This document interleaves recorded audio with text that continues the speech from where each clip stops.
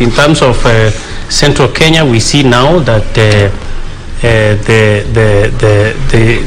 deputy president Gachagua came out very strongly as a mobilizer for Central Kenya, and has actually managed to give Uhuru Kenyatta a run for his money at this rate.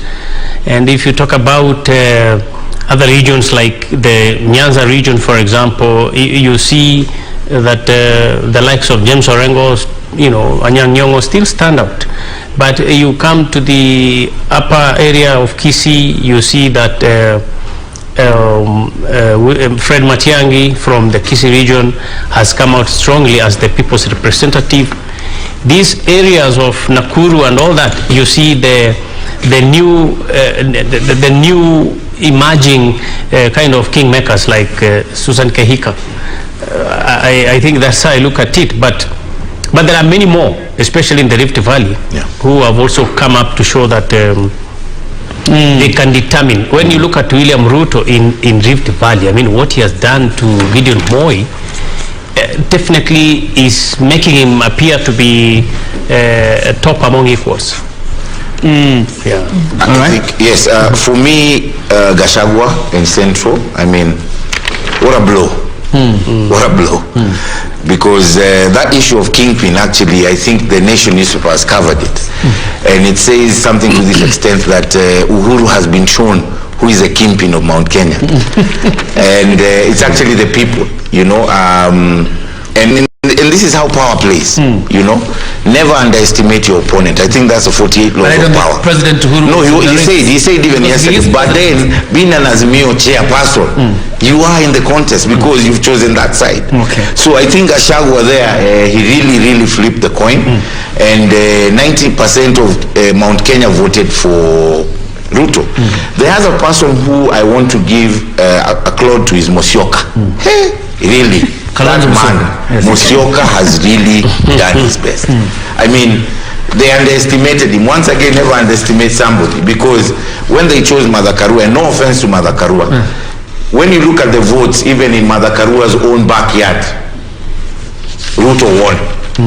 So, I think there was a miscalculation in Azimio. Sorry to tell them.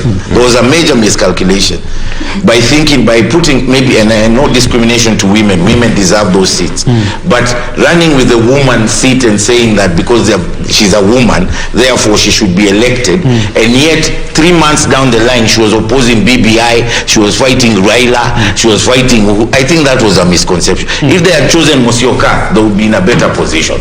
What do you mean in a better position? You're calling this election? No, I'm not saying that. Okay. The other person I want to point out and highly recommend is none other than Weta. Wetangula in Bungoma. Indeed, he did his game. He is really a kingpin of the West. Even though Musalia Mudavadi, there's always been a challenge because Raila Odinga has a firm support in Vihiga and Kakamega counties.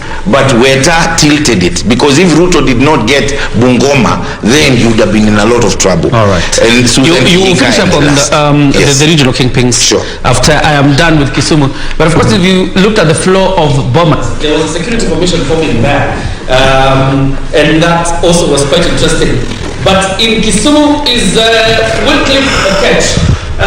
Wycliffe, looking behind you, Kisumu is busy and people going about their duties. Wycliffe?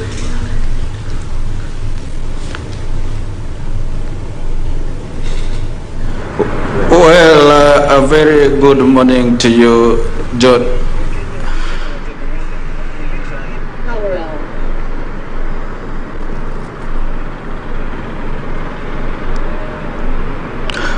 Well, thank you so much, John Jacob Kioria and Victor Olo, alongside Jed back in the studio.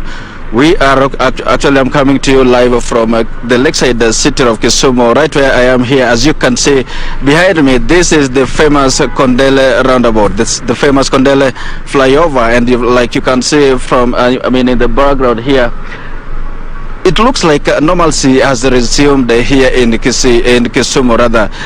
To remember, this is the 6th day after voting exercise, and the wait has been quite long for all Kenyans actually, as they wait for the electoral body, the IEBC, to make known the 5th president who will take the reins of power from the departing president, that is Uhuru Kenyatta.